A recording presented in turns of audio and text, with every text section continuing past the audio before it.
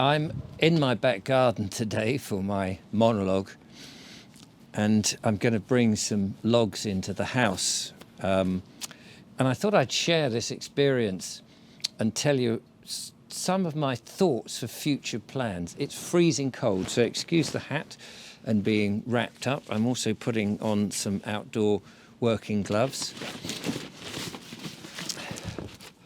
So I thought I'd do a sort of something very different for many of my viewers in the last year. But if you go back into my catalogue, you'll see that I was prior to this called the Bald Explorer.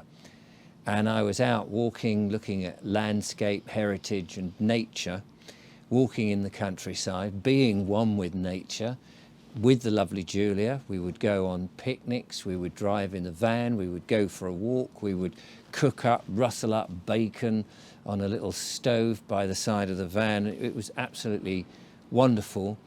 Then, of course, I started to talk about what was going on, and we had the government pushing all these anti-human, tyrannical, dictating policies, the digital IDs, the CBDCs, all these things it was being told about us. I went down the rabbit hole and learned about the chemtrails and all of that. And I spent a year, as you know now, sitting there in the chair talking about stuff under artificial light. And then I've been interviewing people for a year, and it's been an amazing journey.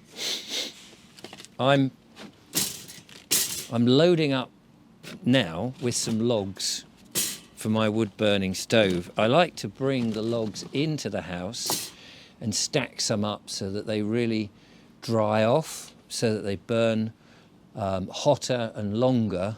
They can, even though they're dry, they can get damp and then they just don't burn as well. So that's one thing I actually have to do, and I enjoy doing it. I enjoy that physical relationship between the wood, the fuel that I'm burning, and the fire and the heat that I get from it. And I have a wood burning stove in the front room, which I've had for some time, and I've got my SE Ironheart, which I've had now for about 5 or 6 years, something like that, which I absolutely love. It heats the water because there's a back boiler in it. Obviously I cook on it. It heats the kitchen, and I wash my clothes in the washing machine, but I dry them by hanging them up in the kitchen and using the heat from the wood burning stove. So I don't have any central heating in my house. So when it's cold like this, and it is cold, I rely on logs. Now, fortunately for me, I have a regular supplier of logs from the South Downs. He lives about 3-4 miles away, and he has a contract on a place called the Whiston Estate. There's a whole load of ash and oak. Ash has, unfortunately, a lot of ash dieback, and they have to bring them down. He chops them, collects them, seasons them, and then delivers them.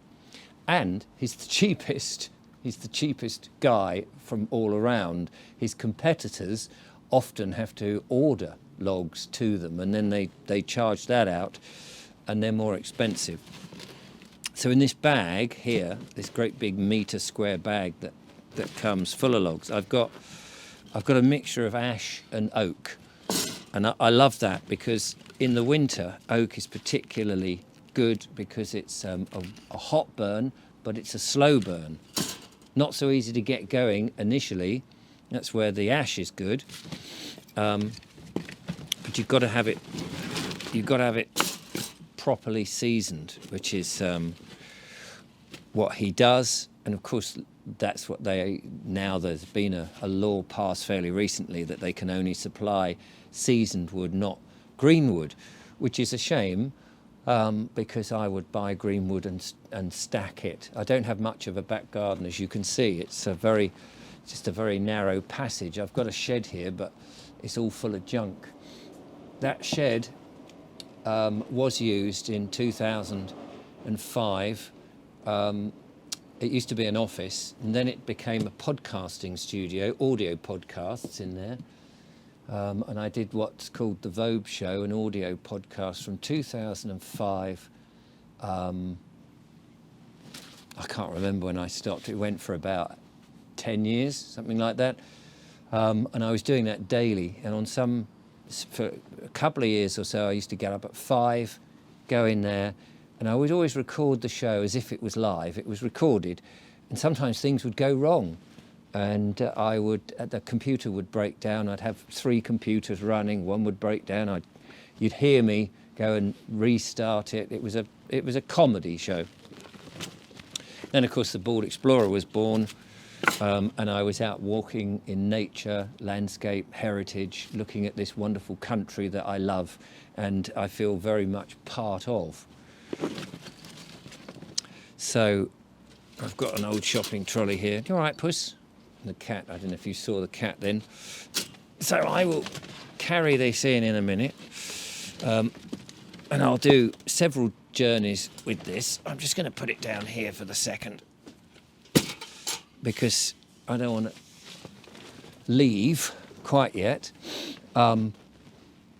I'll do several journeys, stack them all up, and then they're ready to be burnt, and I'll come out later on and chop kindling. Now, if you've watched my videos over the years, you would have seen many episodes where I've been out here chopping up kindling, and very often I'll, not so much with the oak, but with the ash, hack it down into little bits, or if there's bits of timber, and I do occasionally, I'll probably disappear out of the frame here, but I do collect up, here we go, bits of timber. People give it to me as well, which is very nice. And the thing that I like about the wood is I pay my woodman, John, the money. It goes into the local economy. He also supplies us, Julia and I, with bees. He keeps bees. So it's local honey from the Downs. It's delicious. I cannot tell you. It is delicious. Yesterday in my video, if you're watching consecutively, I spoke about what's the future, what's your future, what do you plan? We spend so much time looking at what we think is going to happen, and we get worried by it, and we hear the plans. I've spent a year studying it, going down the rabbit holes, as you know, and you've been watching, and I've been understanding the problem, and then I've switched over to what are the solutions. I think now is the time to start living the solutions. It is, sorry, I'm just distracted there because the cat came up to the tripod. It is time to start living those solutions. I do want to move away from the town and I want to get into the countryside. It will be a completely different experience being on the land, especially when it's cold and there's no power, and you're trying to make ends meet. I know that. I know it'll be a complete culture shock. But that said, I'm hoping that Julia and I can find a house. In fact, I'm materializing this house. I know it's there and it's waiting for us to take the keys and occupy it. And I think this is the approach that we have to have. So I was thinking about this, having done a year of sitting in the chair, doing the monologues, talking about the issues. We know there'll be more problems coming down, but basically the government is going to try and push its legislation, its acts. I'm still going to do a few monologues, of course, where I interview great guests talking about common law, natural law, the way that we ought to be living. But also I want to get out more into the countryside, and when it's a bit warmer, no doubt conduct some of the interviews perhaps in the countryside on a laptop with a internet connection. I not really want to be too much Wi-Fi'd up or 3G, 4G, certainly not 5G'd, But if they're important, I still want to get them out so that people have got solutions. But I'll be looking at more and more about how we can live in the future in a much more abundant, prosperous, thriving way than worrying about what they're doing. Because I think that we do I genuinely think we manifest the problem if we concentrate on it. So we've got to concentrate on the things we actually want. The kind of life that I want is far, far more back to nature and enjoying being outdoors and being indoors by a roaring fire, keeping warm, drinking homemade juices. I'm hoping that in the future there will be a community in which we have cows, fresh raw milk from the cow, making butter, cheese, all of that. This is my vision for me. It's not everybody else's vision, of course. Other people may want to continue doing what they do, and that's all well and good. Anyway, I'm getting a bit cold now, so I'm going to get these logs in, stacked, and then the fire is already lit, so I'm very pleased about that. So thank you very much for watching, and I will catch up with you on the next one.